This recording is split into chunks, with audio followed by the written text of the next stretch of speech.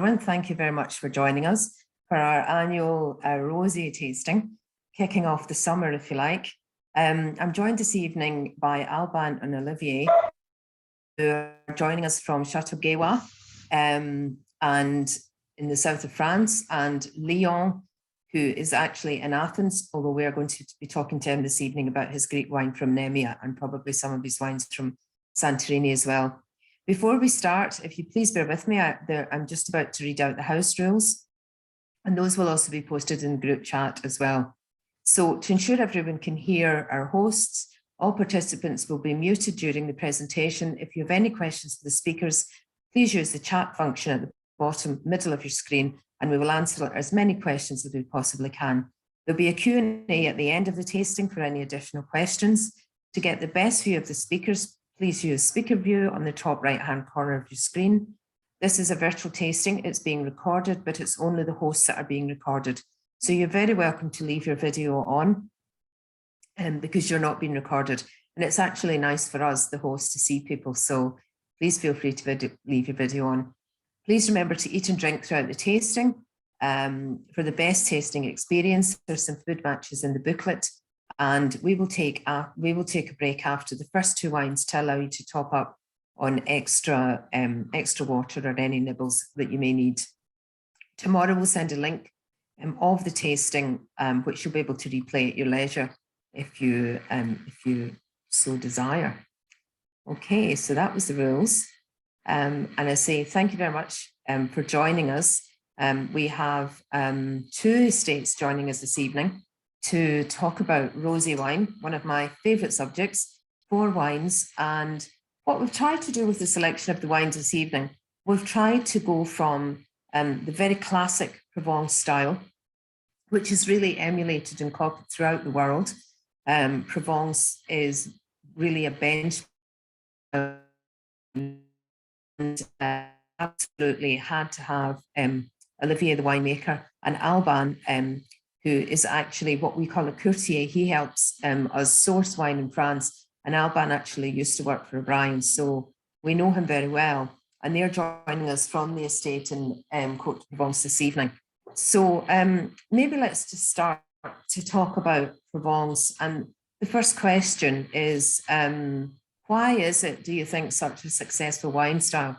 Why is it copied all around the world? It's got a long history, doesn't it, of rosé winemaking? Yes, it does, Lynn. It's linked to several parameters. First, we are in a unique climate, so just by the coast, but also we got all the influences by the nearby mountains.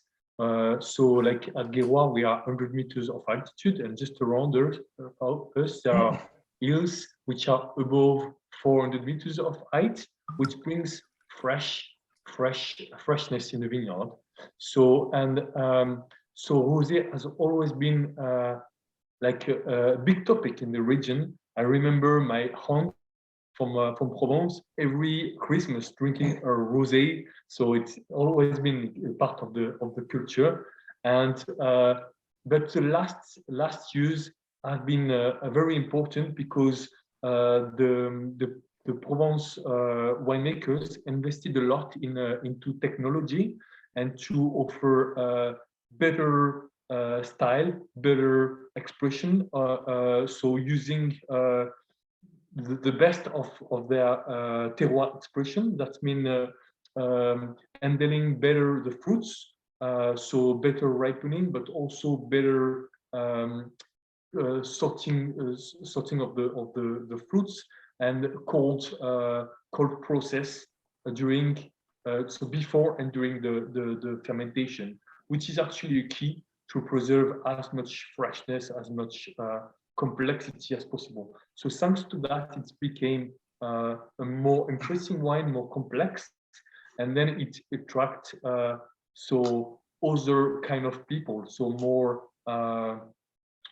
people, like so more ambassadors. And we are in a fantastic region where every year there is the French festival in Cannes, which is a good base to communicate and to showcase our wines, as well as Saint-Tropez, which is famous for its beach and so destination for a summer destination. And this is definitely like a good place for restaurants, for so bars on the beach to showcase our wines. And thanks to the tourism, thanks to the energy of the region, we could present our new rosé style the past 20 years. So, and even stronger the past 10 years. So, which is a big help for promoting our rosé all over the world, actually. And we got also like stars such as Angelina Jolie and Brad Pitt, and more recently, George Clooney, who invested in the region, which are definitely also help us in promoting our region. Yes. Okay. Just Thank you. Topics. And I wonder what will happen with the Château, the Miraval, because there's a bit of a drama going on about the ownership, isn't there, at the moment? You mean in Gairoird or? No, Miraval. Yeah, Miraval. Yes. So between Angelina and Brad. Yes. But that's another story.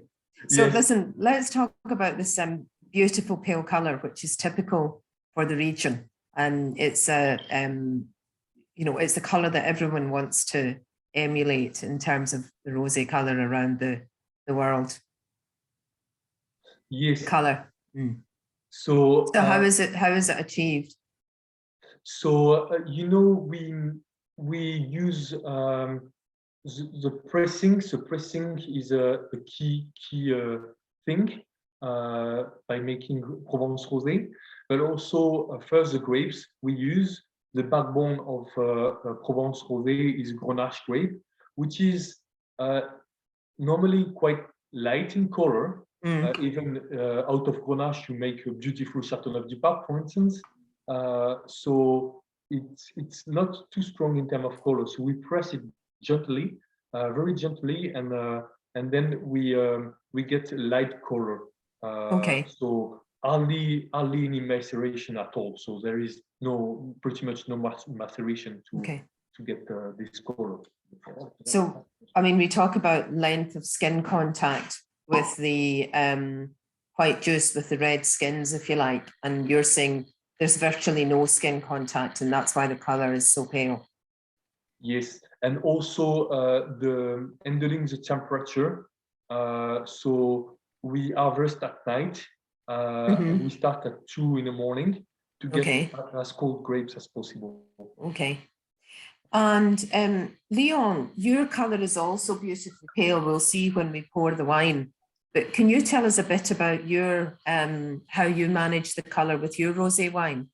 Yeah, for us it's important to use and to express our identity in our wines. So as you know, we use for the red and the rosé only one grape, one variety. The variety is the Gairoird. So we produce 7 different wines, 3 rosés from the same grape. So we need to manage in different way all those 2 wines. Mainly, the color comes from the time that we keep the maceration and the pressing. So we keep the wine not so much time with the skins, and as the time passes, we get more color. So we do 14, 18, and 46. There are 2 different wines. If we leave the wine more with the skins, it becomes more dark. So that time for 46, we keep it only for 8 hours, more or less. We get this color. On the other hand, the grapes we use for this wine are grapes that are planted in a very high altitude. It's from 600 to 800 meters altitude. Oh, wow. Okay. You have to keep in your mind that we're in Greece, so we're in south, which means that if we speak about the same level, in France, it should be around 400 meters or 600 meters. And if you speak about the level of the grapes, if you are in Lebanon, it should be 1,000 meters or 1,200. So that comes because of the parallel where the country exists. So this is the way we keep the color. It's important for us. We've got the main idea from Provence style, of course, because it's a benchmark, as you said. It's a great success everywhere. In the past, we were producing only a darker rosé, but as soon as we saw all this boom in the market with Provence style, we tried to do our not Provence style, but our style with Gairoird in a different way, which is lighter, smoother, and more spicy. Okay. So the 4 to 6 refers to the hours of skin contact. Yeah, this is, we're out of ideas of when we produce this wine. So to create a name, so we said, okay, let's do what is happening. So it's a good name, I think. It's very eye-catching. Yeah, it's not like the typical rosé, which is a lot of flowers, angels, all that stuff.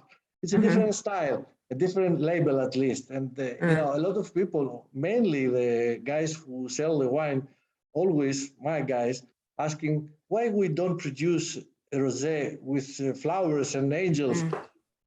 I told them that this is our style, so we have to keep that. Of course, we cannot sell it in Mykonos or in some other islands, but anyway, it's our style. Okay, thank you. So Alban and Olivier, just back to the Provence then, and it's interesting, Leon has said there that the colour was something that he was trying to achieve with his wine. But one of the other reasons, I guess, why this wine is quite pale is that it has the Rosé grape, or also known as the Vermentino, which is a white grape, which probably does help the colour, does it? Alban, you need to turn your mic on. Yes, yes, we use a little bit of white grapes, definitely in the blend. How many percent?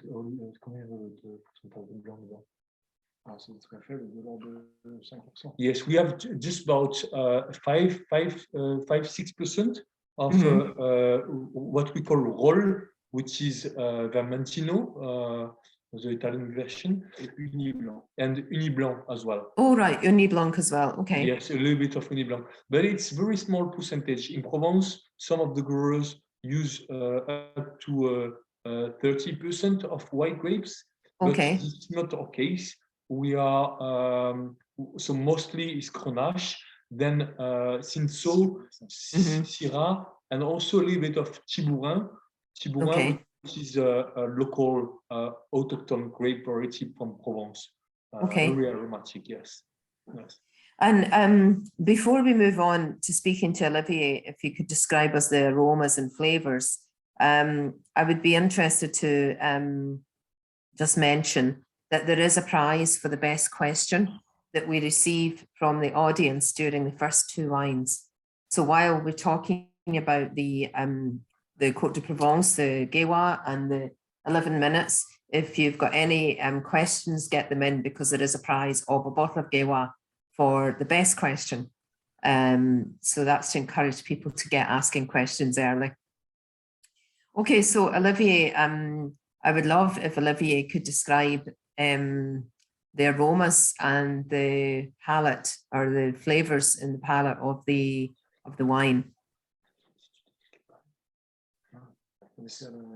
So, first,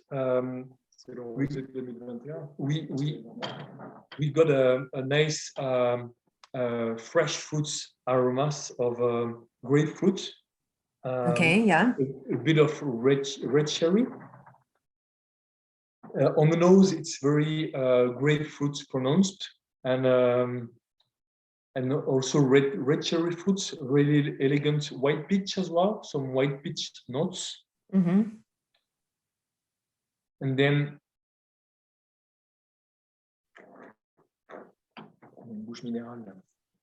it's quite fresh and crisp in the mouth, with a mineral expression. and a bit of a hint of mint, a bit of mint, and it's balanced with a long length, which is good to match with food. It's easy to have it as a starter, like without food, but also with shares or summer dishes like Caesar salads, grilled fishes, a nice barbecue, and yes, there are plenty of. It's easy to combine because of the freshness of the wine. Okay. We have the food match here that we have is so it's not too strong in terms of acid. It's a fresh and elegant minority, so which is well to balance with food, with thanks to this body, this type of balance. What the food match that we have here is smoked salmon and cream cheese. Is that something? I mean, I could imagine that would be very, very nice actually, because the acidity would cut through the fattiness of the salmon and the cheese. Exactly. But what would be a classic match in Provence, say on a typical summer's evening? What would you match this wine with? So, we are not far away from Toulon, which is the closest town, and there is a small harbor where Olivier loves to go shopping and buy his fishes, and very often we do like a sardina, grilled on the grill, fishes on the grill, and it's very present with the Gairoird, Rosé, and also like lovely tomato salads with a bit of basilic, Okay. Yes, that's basil. Yes. Oh yes, so tomato and basil, and maybe some mozzarella as well. That's yes. You could. Okay, that sounds delicious. So, in terms of then, I mean, what's very interesting is for us now, we're very interested in organic farming with regards to wine. So, how long has the estate been? How long has the estate been organic? So Olivier joined his dad in 1998, and he got the idea of turning the estate into organic farming from the beginning. So he tried some technical things, so especially working, so plowing soil, without using any herbicides, for instance. So that was the first step into 2002, and then totally converted in 2010. The whole estate was completely converted in 2010 vintage. I don't think that you can you can see that on the screen, the little green organic symbol on the back, because not all wines actually say they're organic, but if you see that symbol on the back, that you know that they're organically farmed. Is that quite challenging in that area because of humidity? Yes, because we are not far away from the coast, and if you look at the map, we've got a map just in front of us, behind us. There is mountain, so we are here. Here, we are located here. This is about 15 kilometers from the coast, and so this is pretty much directly linked, and so we got a lot of breeze, even in summertime, coming from the sea in the afternoon, and so we have to be very careful with disease and so on. So we have to spray the vineyard, but with natural products, yes. Otherwise, we blessed because we got also north winds. It's not the Mistral, but we call it Tramontane here in Provence, and this is very interesting to dry the leaves and to avoid disease. So definitely, it's less challenging than, for instance, in other part of France, such as Burgundy or Champagne, definitely. So, but anyway, it's need to we need to adapt and to be very present in the vineyard. So and to do our best there, like working the soil, and you know, it's like also dynamizing the vines. So by their immunity, you know, to develop the vine immunity, is to be able to be more resistant to disease. That's also like a part of the organic farming job. Yes. Right, with living soils to give the vine exactly the biodiversity to some extent, gives some immunity to the vine, and no, it's a fascinating area, and we definitely are trying to point out when we do have organic wines that they are organic, because there's a huge interest in that area. So we have a question from John. John has asked if you could have Olivier to tell him 3 words to describe the wine. Just 3 words. Minéral. So mineral. Mineral. Yes. Minéral, fruité. Fruity. Yes. Fruity. Et bouche structurée. And well structured, Okay. so well balanced in the mouth. Okay, Yes. so well structured, well balanced, and mineral and fruity, John. And then Leon, the same question to you. 3 words to describe your rosé. Yeah, it's I would say it's a refreshed wine. It's a funny wine. It's an easygoing, nice time wine, summer wine. Okay, so it's fresh, it's easygoing summer style. And what was the middle thing, Leon? Funny wine. Oh, and funny. Okay, excellent. Thank you. Thanks for that question, John. Then John's given us another question. How important is drinking rosé wine at the right temperature? I imagine a lot of people drink it when it's too chilled. So you, Olivier, what does Olivier think of the correct temperature for rosé? So la température idéale pour ton vin. Température extérieure, température du vin. Température de ton vin, toi. 10-12 degrés. Yes, you know, it's right. It's most of the time rosés are stick in beer fridges or in very cold fridges. So, and it's too cold when we enjoy it. So it's need to be about 10, 11, up to 12 degrees. Okay. Yes, because then you got a better expression of the flavors and a better expression of the complexity of the wine, because it's it's got the it's not a basic you know, where it's without it. So you need this expression of fruits. Yes, at a certain temperature. Yes. Okay. I'm just checking what we advised. We said 10 to 12 degrees. That's perfect. That's ideal. Yes. And Leon, would you have a different view, or would you agree with that serving temperature? I would say around 12.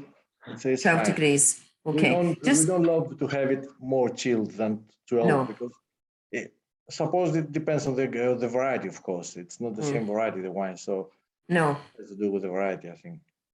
And I think, you know, in a way, if you're in a warmer climate or in a warmer country when you're drinking your rosé, in a way, you know, it probably, even if it is 10 degrees, it actually seems very chilled, if you know what I mean. Whereas in Ireland, probably 12 degrees is kind of seems the same. Do you see what I'm trying to say? Depends on the climate on the day, but if you're in gorgeous, sunny Southern Europe and it's 10 degrees, then, you know, it feels cold anyway. You're absolutely right. In Greece, when we serve a wine, in the time of 10 or 15 minutes, the temperature is up for 5 degrees, definitely, no matter if it's in the cooler or not. So that makes a huge difference, because you cannot drink the wine in 15 minutes, a bottle. So at the end, we could try. Dinner, it's different. It's a great problem for Greece. This is a great problem in Greece, because everything is hotter. So you have to manage to keep it in a different way than in France or in Germany. No, that's interesting. It's an interesting question. Thank you for that. Okay, so in terms then of, I'm going to talk about the, I'm going to talk a little bit about the next wine, which we don't have the winemaker here, but I am just going to talk. I just want to check what the prize is for the online tasting. Sorry, the prize is, oh yes. I'm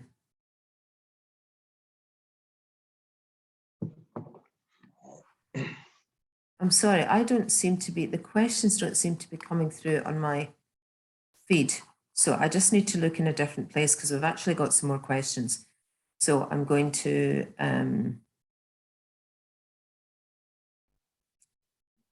okay.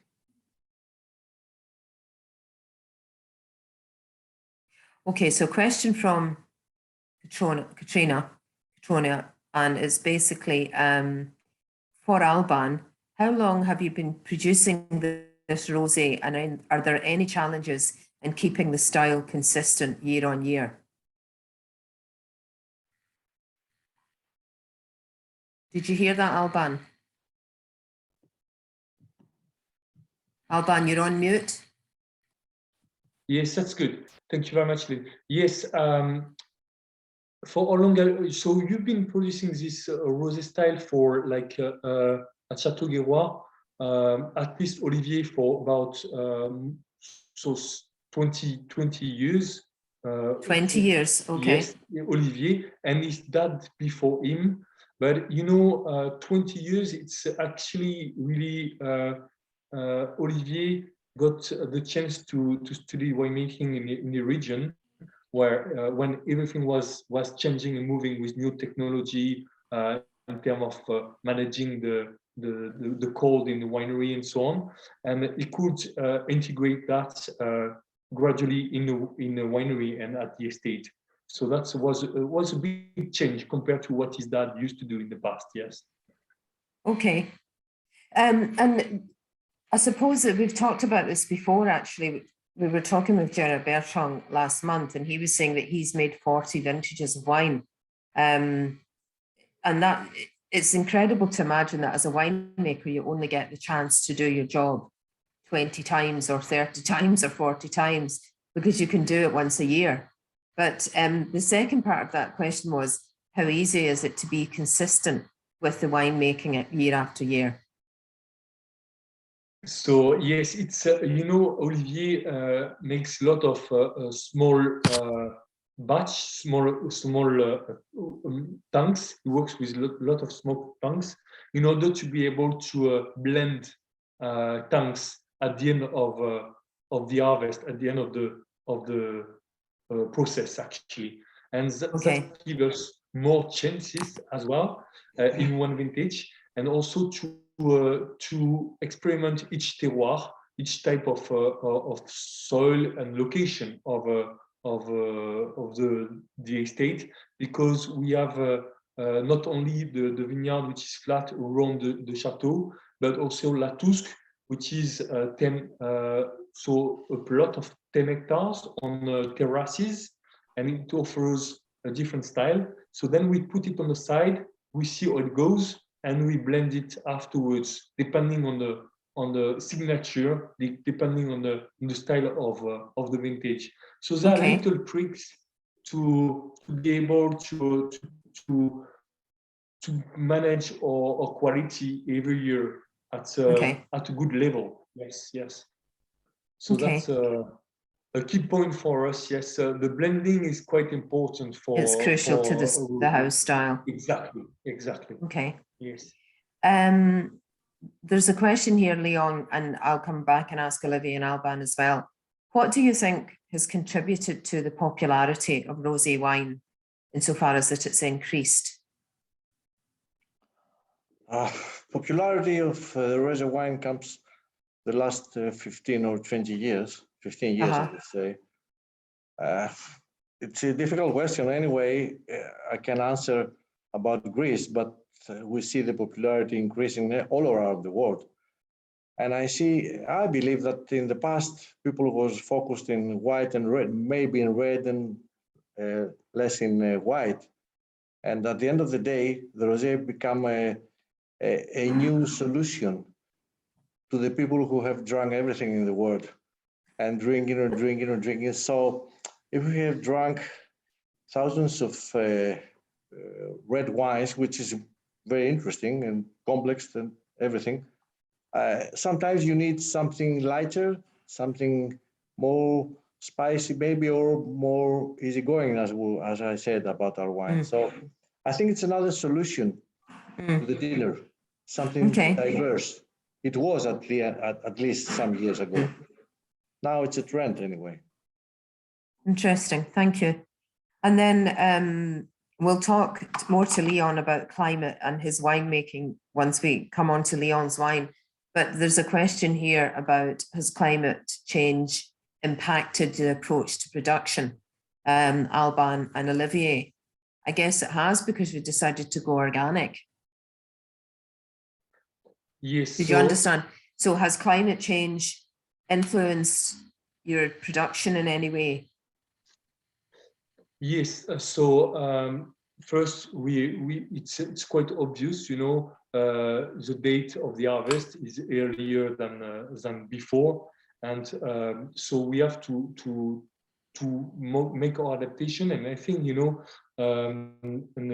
that's what Olivier made in the winery to preserve this freshness, this elegance in the wine by so analyzing the fruits to get the proper ripening and not overripe fruits. That's very important to control that better, and to do the harvest, to make the harvest at the right timing. And also this harvest by night, it's important to get like better temperature overall. And there are plenty of little tricks like that combined together, which allowed us to offer even more elegant wine and to face up the global warming. Yeah. Okay. Thank you. So before we have a break, I'm just going to move on then to the Veneto wine. And this is the 11 minutes, which is basically everyone's got their bottle at home, but it's this, you guys, as in Alban and Olivier and Leon, you can't see it, but this wine comes from the Veneto. One of the things I like about this wine is a glass top, because the great thing about it is you can then just reseal and pop it back in the fridge, or you can use it as a decanter with water in the summer in the garden or whatever. So it's quite a popular wine that we have. This is a blend of Carmenere, Corvina, Syrah and Trebbiano. So 3 red grapes and a white grape. So definitely to some extent taking that concept of using a white grape in the blend from Provence. And you can see also that it has a really gorgeous pale color. It also has a very short skin contact between the red grapes and the white juice inside the grape berries. And definitely the winery are looking for, as we talked about earlier, to emulate the Provence style.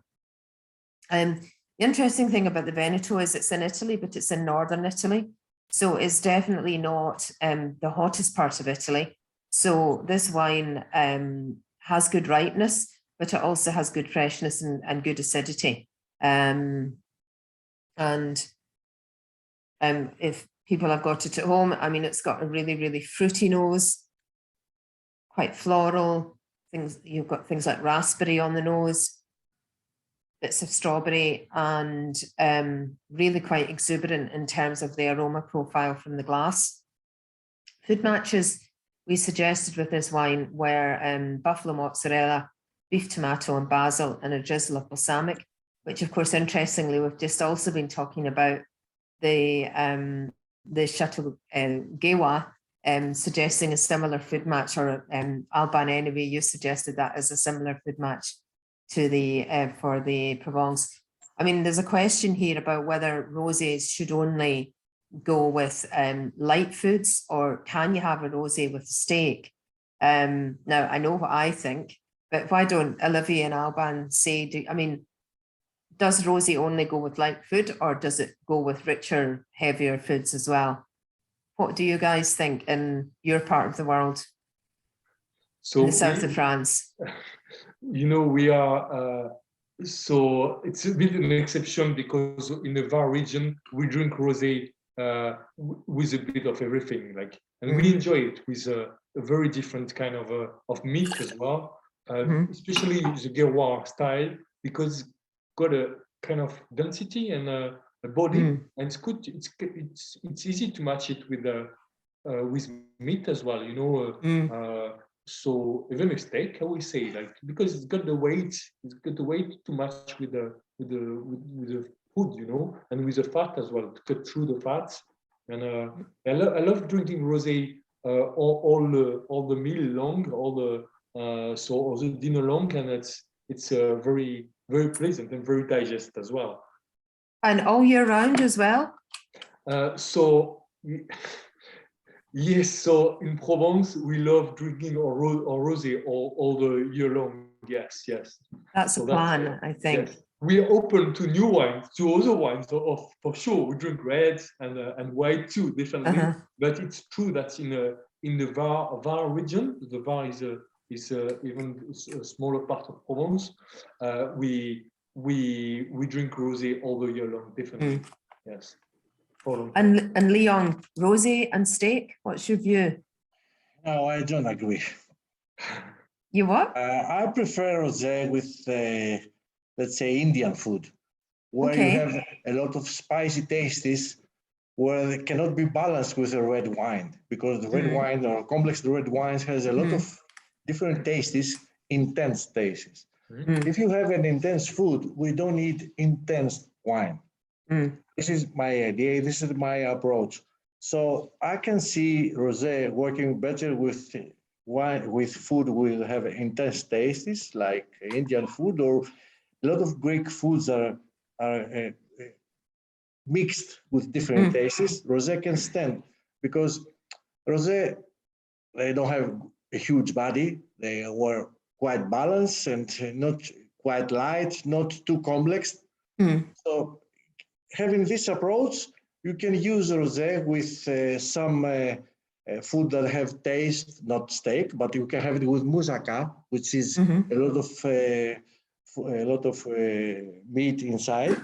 But I suggest, in my idea, to have it with lighter food, or you can rosé can stay with feta cheese, let's say, which feta cheese can not stay with any kind of wine because it's too spicy. As Too long as it's too salty. spicy, yeah, and too salty. You need something which is balanced and not too hard. This is my approach about rosé in general. Of course, there are many different rosé. There are many different styles of rosé. It's not a rule for everything, of course, but it's my approach. No, it's interesting. I mean, I think that people should, I wouldn't be a person for rules with wine, and I think that people should, you know, enjoy the wine that they enjoy with the food they enjoy. But I think rosé as a wine style is one of the most versatile food wines. And, you know, we've just heard you guys, Provence, are saying you can have it with steak. You know, Leon, you're saying it's good with Indian food. I would imagine it would also be really delicious with things like Thai food. I think, you know, the rosé can work with those coriander, ginger, garlic, chili. Yeah, exactly. I think you know, I think all rosé is such a versatile food style. So fun to experiment, I think, with rosé over the summer and different rosés and different food matches with it. So it's a good question, actually. Thanks for that question. So as I say, this is the Veneto, and quite fruity on the nose, really quite fruit forward. Got lovely fresh acidity. There's a kind of strawberries and cream sort of flavour and texture to the palate, but also dry and refreshing. Quite a crisp style of rosé here as well.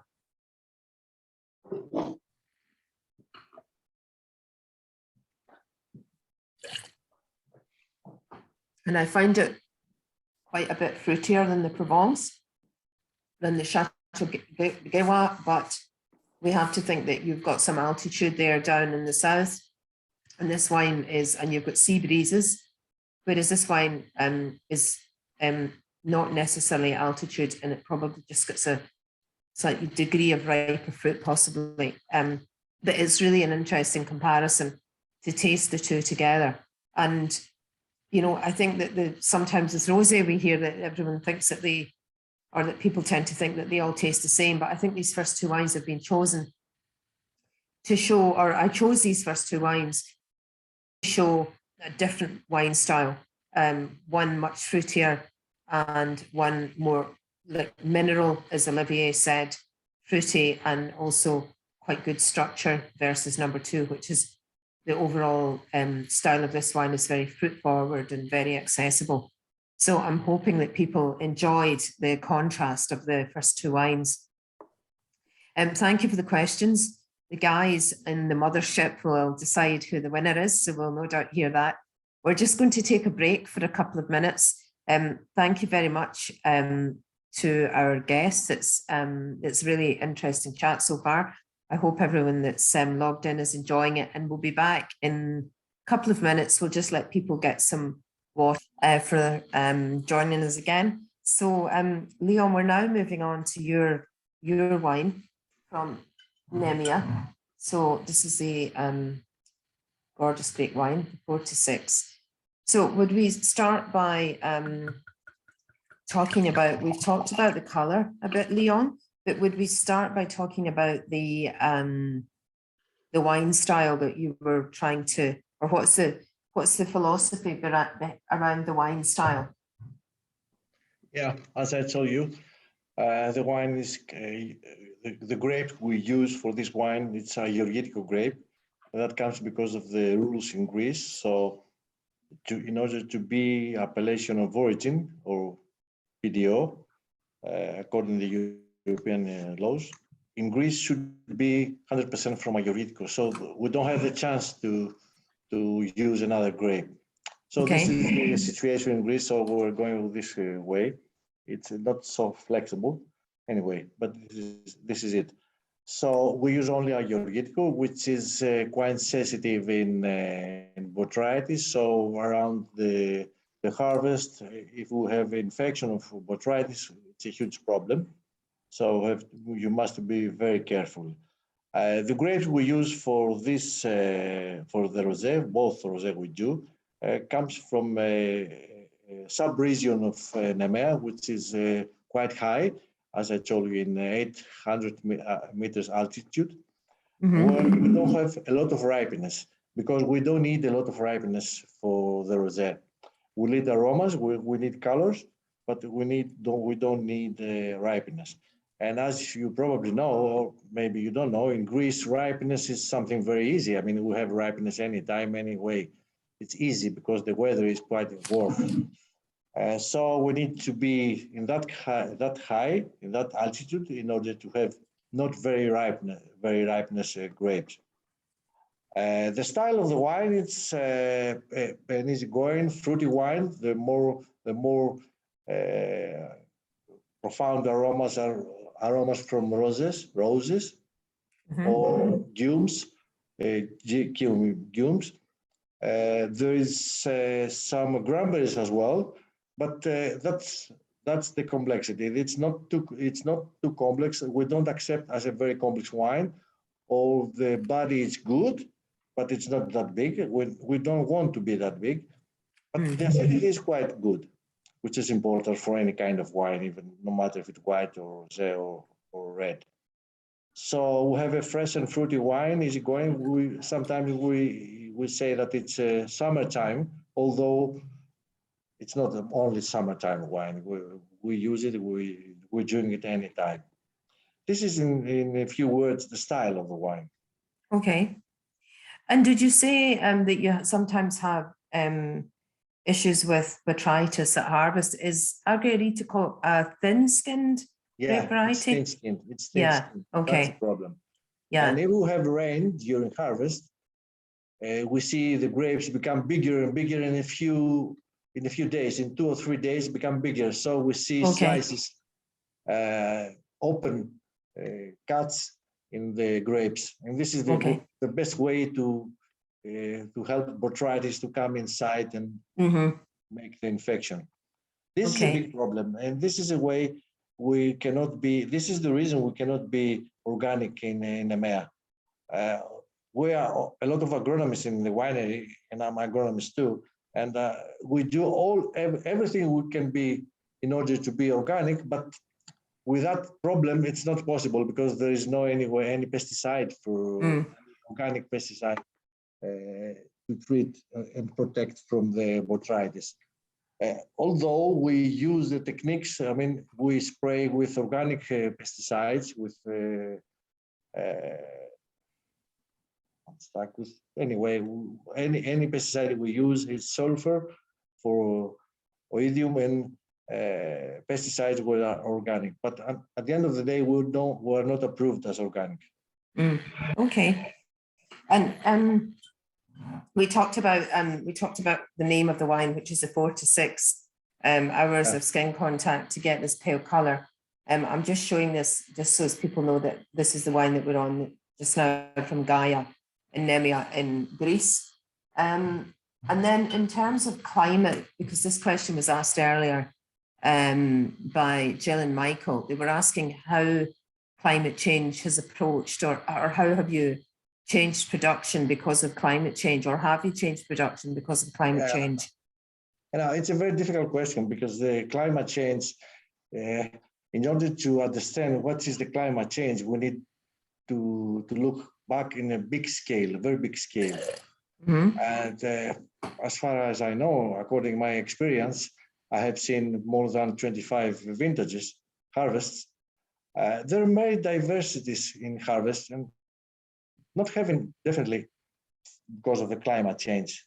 We know that there is a problem with the climate change, but we don't know exactly how it affects the harvest. It's so complicated because the climate's really complicated. We don't even now understand, even the scientists, exactly how it goes. So, you know, I don't know why, but I'm not sure that I can say that the climate changes that make the differences in harvest. Okay. There always changes between harvests. So I don't really know, and I cannot count in a way how it affects the harvest. And I mean, I think, Leon, it's fair to say that you are a scientist. I mean, that you studied Yeah, I'm an agronomist. An agronomist. So do you feel that it's just impossible to, I mean, we do have weather events, so don't we, that are affecting harvests? You know, specific weather events that, you know, if I take the Loire in 2020 with, sorry, in 21 with frost in the spring, then, I mean, that is a weather event that has affected their harvest, is it not? Yeah, they have affected the harvest, definitely. But we don't know if the long term. Yeah, and we don't know if this weather incident has to do 100% with the climate change or the change of the weather, because the weather changes every time. You know, what I'm trying to say is that there's so many parameters that we need to take in account, and we see that affect the final result in the grape. There's thousands of parameters. So we don't even, it's not easy to count which one is, what do each one of them. It's so complex, it's really complicated.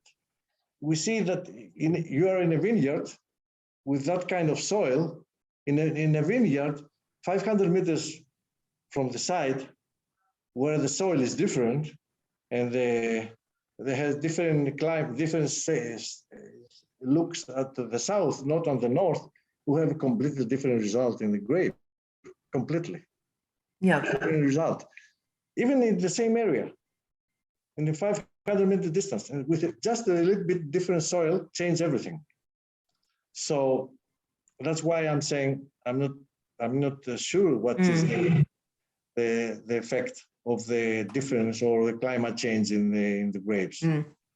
So I suppose things like if the soils are different, you've got different access to nutrients, different access to water, different, different microorganisms in the soil that may be having a different effect. Yeah. No, that's a very interesting way to look at it. And it's interesting for us to hear you talking about it, because what you say makes perfect sense. Yeah.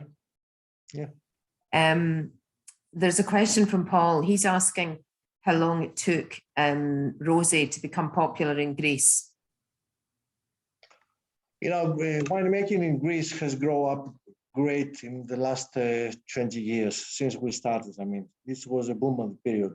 So I would say that the last 10 years, Rosé has a boom. You will see the sales increasing. It's craziness, even for the international market, international brand names like Miraval or all those you mentioned. So, and then in terms of, would Greece be your biggest market for the 4 to 6, or which? No, the biggest is Australia. Okay, they're loving your wine. Yeah, they're crazy with the 4-6. I mean, it's amazing what's happening there. People are, love the Rosé anyway. I don't know why exactly, but the first market for us is Australia. A good market for us is the States as well. It's a very good market. And Norway is a good market as well with the 4-6. Yeah, and then Greece is a big market for too. It's interesting you say Norway, because I could imagine that this rosé would be absolutely delicious with shellfish and seafoods and so on. Yeah. So I'm sure that they're matching it very well with seafoods in Norway. So in terms of the food match here was Kalamata olive, and feta pastry tart, which actually that sounds very nice. And you said earlier, of course, that it would match nicely with feta cheese. It can stand up to the saltiness of the feta. Exactly. For us, it's a great problem, because feta cheese is very popular here. And there's no wine that you can use with the feta. It's a disaster, really? Because throw any kind of taste. If you try a red wine with the feta, you don't feel the wine. You just feel the feta. Yeah. So I just remember spicy. I just remember going to Greece and having, Retsina with feta. But then Retsina is so strong in a tourist wine, isn't it? If you ask me to discuss about Retsina, I have many stories to tell you. But, for us, it was, I would say something too difficult when we started, because we had to go over Retsina, because everybody in the world knew Retsina. In any country where I've been, people say, Greece is Retsina, I don't want to try it. Go to the next booth. So it was great, disappointment for us. But at the end of the day, it stood up to feta, though. Yeah. Someone is saying here, Mary's saying that they're having the Gaia with spicy potatoes, feta, and chorizo. That sounds very nice. Yeah, she's talking about the rosé? Yeah. With spicy potatoes, feta, and chorizo. That sounds like a nice match to me. I agree, dear. Yeah. Okay, so I've got a question here. Leon touched on the DOC earlier. How important is the DOC in Greece? Is it the same as in France or Spain? Or how can we identify DOC wines from Greece?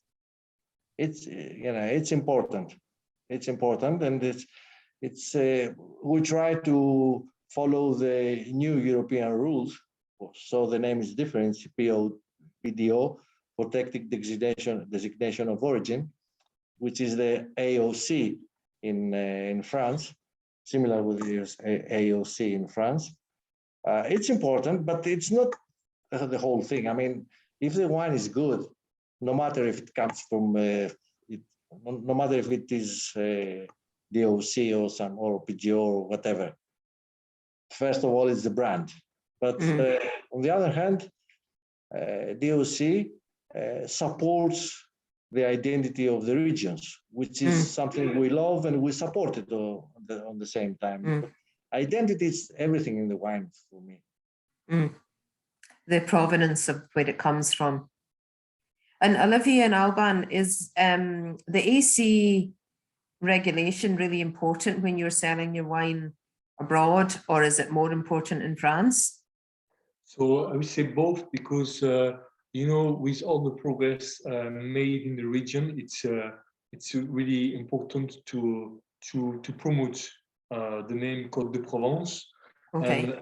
And also they have done even a more precise job recently by dividing Provence in other smaller region with Sainte-Victoire, Les Morts, Pierrefeu, and so we are actually in one of these smaller area in Pierrefeu, but we don't apply for the name Pierrefeu because it's kind of new, but but we have the name anyway. It's Olivier de Pierrefeu, so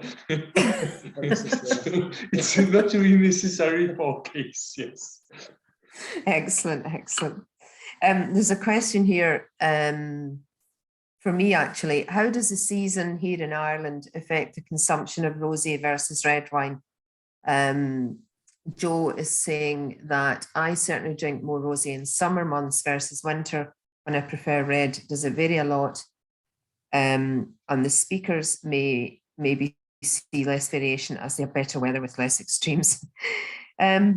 Yeah, I mean, in Ireland, we definitely focus in O'Brien's anyway on working with rosé in a fairly extensive way, April through to the end of August. And we prefer, we stop our promotional activity, if you like, at the end of August.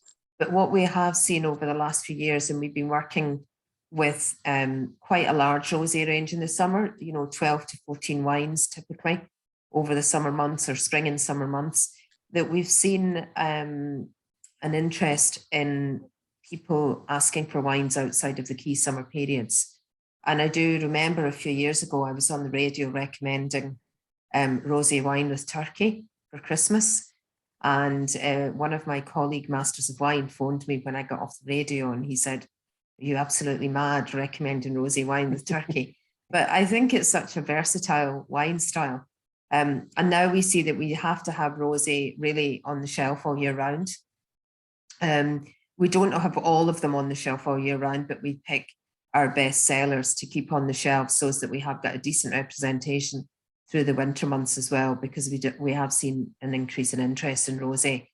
I think for me, it's a versatile wine style. It's a style, I think, that can make an occasion really nice if you're having a party or you're having a nice dinner party, or, you know, just some drinks in the garden, which thankfully we can think about again this summer with friends.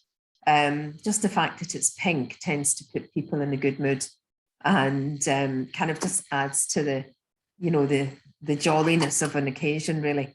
So we are seeing an interest outside the summer months. I mean, the thing that this evening, all of these wines are European, which means that they're all last year's vintage. So everyone should be drinking 2021. We wanted to show some of the 21 wines this evening on this tasting. But what we do is we ship the Southern Hemisphere rosés. We tend to ship in August, September time, which means they are also 2021, which means that we can always have the current vintage. Sorry, that's not true what I've said. So all of the Europeans are 2021, and then in August, September, we're shipping 2022 from the Southern Hemisphere. So if you come into the store in like October, November, you'll actually be drinking a 22 rosé from, say, South Africa, because we've shipped the current vintage. So that's something we quite like to have a bit of fun around rosé, is that we have the 21s from Europe at the beginning of the year, and then we have some 22s towards the end of the year and into Christmas, because they've harvested, say, March time, the wine's released at the end of the summer, and we ship it, and we can actually have some 22 rosés on the shelf for the autumn. That's just one of the things that we like to do, just to give a bit of, you know, a bit of interest into the rosé portfolio. So Leon, thank you for, you've already described the wine.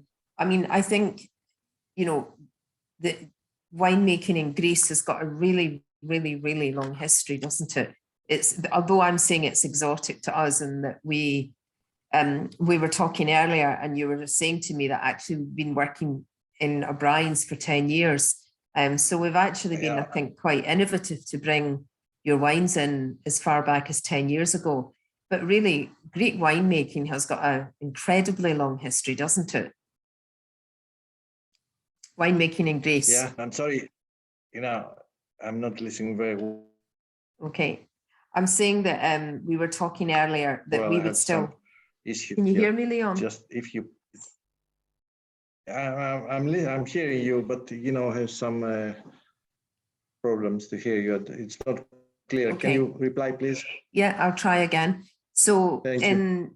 We talked about earlier that, you know, I described Greek wine as exotic because obviously it's not the normal European wines that would be selling lots and lots of, but you mentioned to me earlier that we basically would have 10 years of history together working in the O'Brien's, selling your wine. So we've actually been working with you for a long time. But what I was saying is, what's very interesting to me is that Greek winemaking history is incredibly long, isn't it? That you've been making wine in Greece for a very, very long time. That's true. Yeah, that's true. Although the new winemaking started around the 80s. So there was a big gap between the period that in the ancient years where they're making wines in Greece and the period that we start the new winemaking. So now we try to come back in some roots, old roots,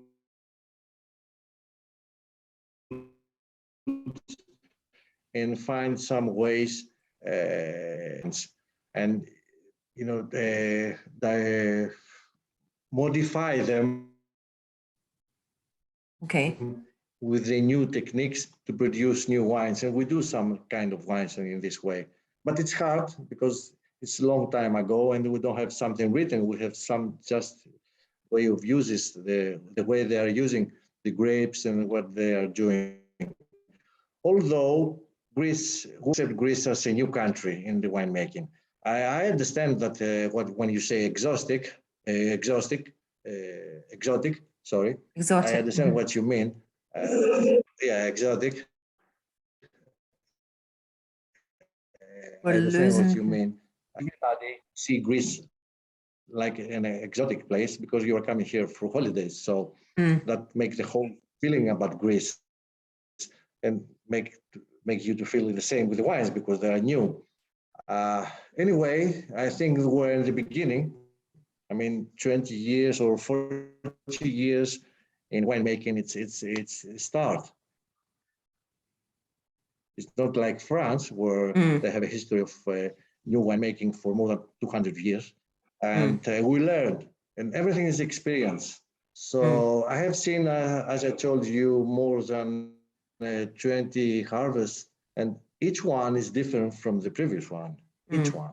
And trust me, the way we're doing the wine when we started in 94, it's different than the way we do now the wines. That comes because we're more experienced. So everything is moving to the future. This is the way we're living, and this is what we're doing. And we hope that we have a good growth and make more experience and become better and better as the time passes. Okay, thank you for that. And so I'm going to move on then. So Leon, I think, you know, what I see in this, when in your Rosé is, has got a nice, fresh, crisp, it's got lovely ripe fruit, and it does have a rose petal character, I think, in both the nose and the palate. Really delicious. So someone just said that they've got the 2020 Château Gairoird, and thank you for spotting that, because so do I. So sorry about that. We've actually got, we have a tiny bit of the 2020, and then we'll be moving on to the 21. So, but I think everyone should probably have the 2020 this evening. despite me saying that all the wines are 21. So thank you for pointing that out. Okay, so the last wine, I hope you'll indulge me, guys, because this is my own wine that I make in Navarra in Spain. And again, what I think we tried to do when I was choosing the wines, I was trying to show different styles of wine from around Europe, specifically this evening. So this is 100% Garnacha. And I make this with Bodegas Tandem in Navarra, and specifically from old bushvine Grenache.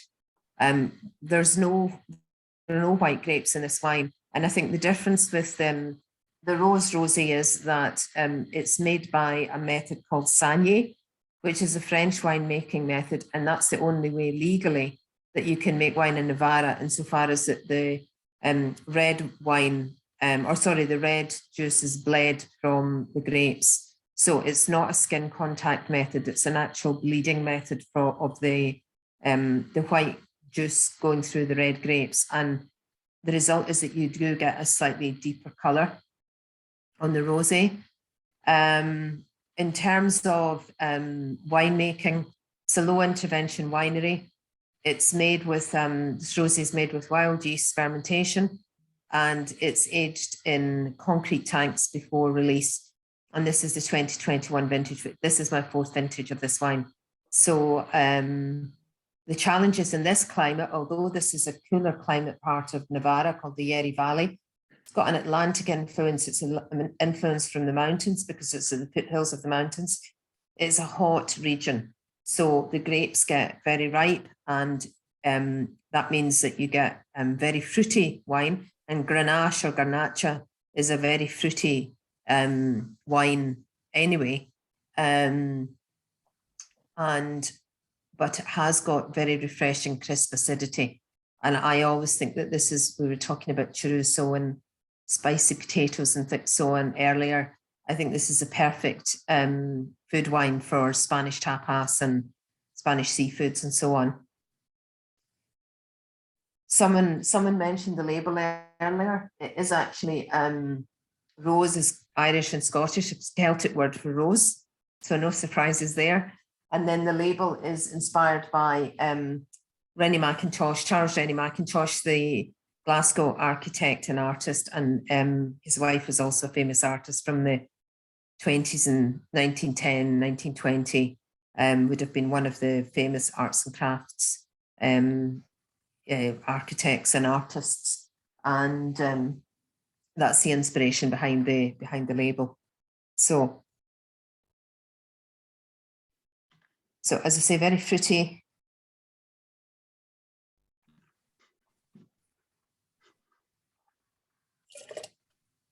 Again, it's quite dry, quite fresh, crisp, good acidity, quite salivation, quite good salivation on the sides of the tongue, which always is a good tip for acidity. And then it's got sort of cherries, raspberry fruits on the palate, and then quite a dry, lingering finish. And I think, like our other roses this evening, I think this is actually, quite balanced and a good food style. We had in our brochure the food match for the rose is chorizo and manchego platter. Also, I think, like the other roses this evening, be good with seafood.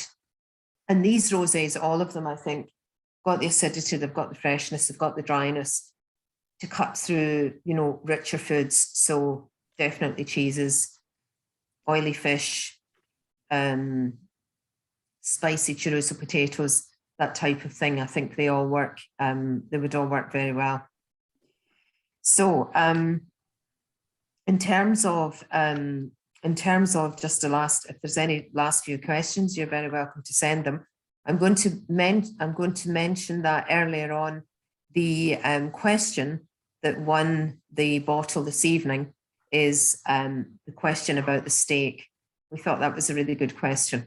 So I'm just going to go back and see who that was. It was Fiona's going to get your details, and that was that's from Katrina, sorry. A question about the who said, sorry, have I got the wrong person? Who asked me about the steak? Sorry, I'm just checking, bear with me. Oh yeah, steak. Yes, it was Katrina. So Katrina, congratulations, that was a good question. There'll be a bottle winging its way to you shortly. And I hope you enjoy it, and I hope we get some nice weather to enjoy it.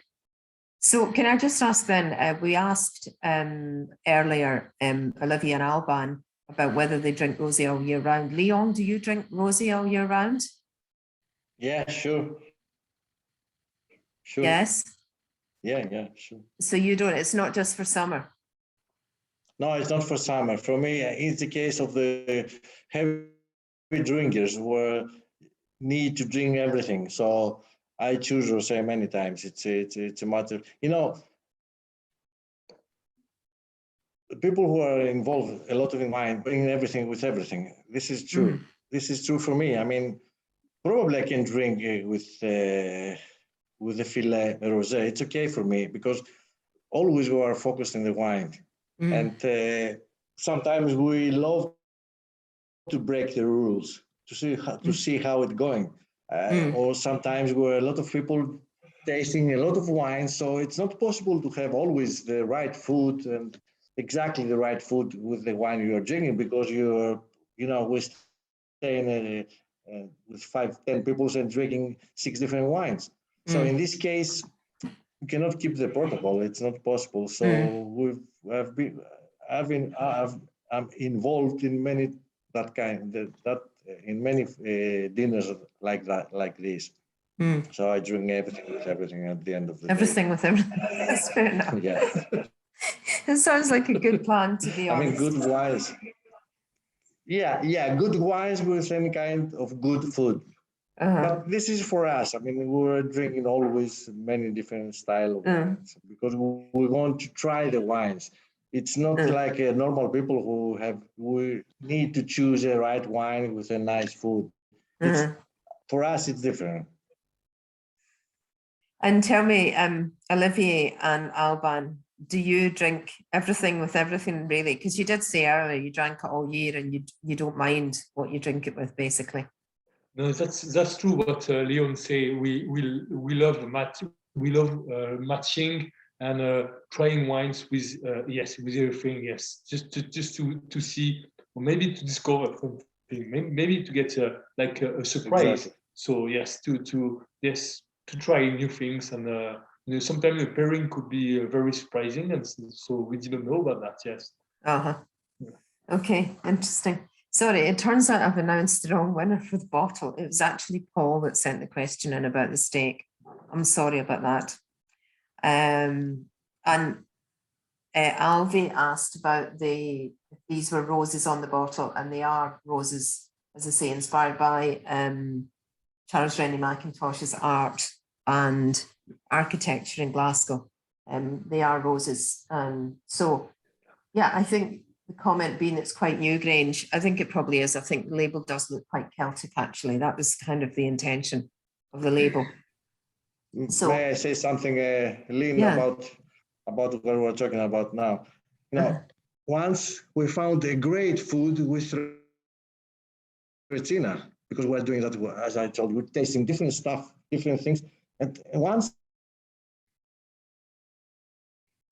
I don't remember the food, it was which is amazing by its own, because Retina doesn't mix with any kind of food. It's really. Sorry, Leon, you cut out there. What did you say? Once we found the food doing that stuff, once we try when we're trying different wines with different food, we try that with Retina. We know that we produce Retina. We say well done or elegant Retina, and trying that way. Once we found a nice food mixing great with Retina. I not really remember which one was the food, but it was really surprised because it was the first time I saw something matching so well with the Retina. And what's the most unusual wine that you've tasted with your rosé? And the most unusual food that you've tasted with the 4 to 6? That's the question because my memory is not very good, but I'm trying to remember. Maybe now I don't like it very well, Regina. Maybe it was with grilled fish Okay. with a lot of fat. It was not good for me. But in general, when I have a lot of fat, it doesn't work very well. Or we're used to drink the fat fish with acetico from Santorini. So when you Yes. have this feeling, trying fat food, fat fish, or any kind of fat food with acetico, which has a so high acidity, so that makes a barrier for you in terms of taste. And if you try something which is not so big or so high, make the things become more difficult to your taste. But it's a difficult question. I mean, I cannot really give you a real answer because I don't remember exactly. Maybe it's... And I would definitely recommend anyone to taste and to buy and enjoy Leon's Acertico from Santorini, because it's absolutely fabulous. And it's one of our, it's one of the best-selling wines that we have from you. It's just very unique style and really delicious, the wild fermentation. Alban and Olivier, what's the most unusual food match that you've had with the your wine, the Château Gairoird?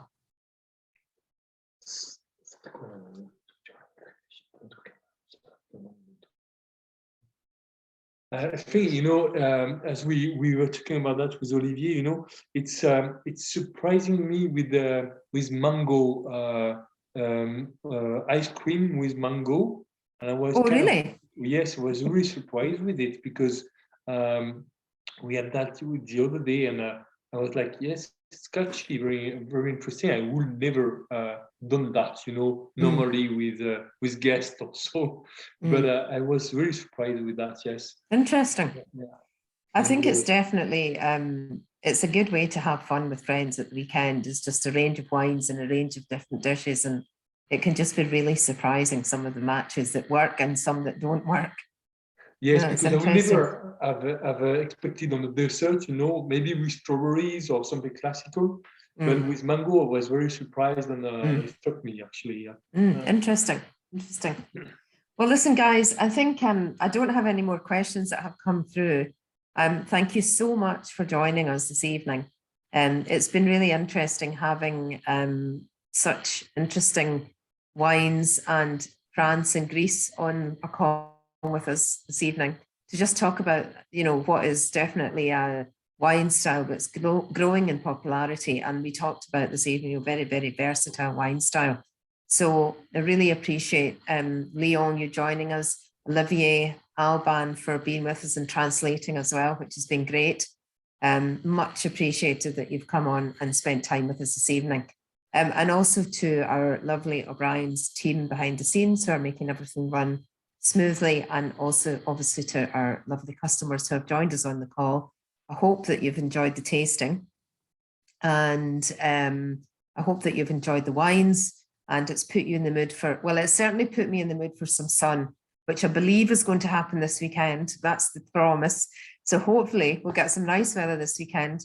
We'll crack open some rosés and some interesting, I'm definitely in the mood for some Mediterranean food to go with them. So thank you very much, everyone. Alban, Olivier, Leon, thank you so much for joining us. Much, much appreciated.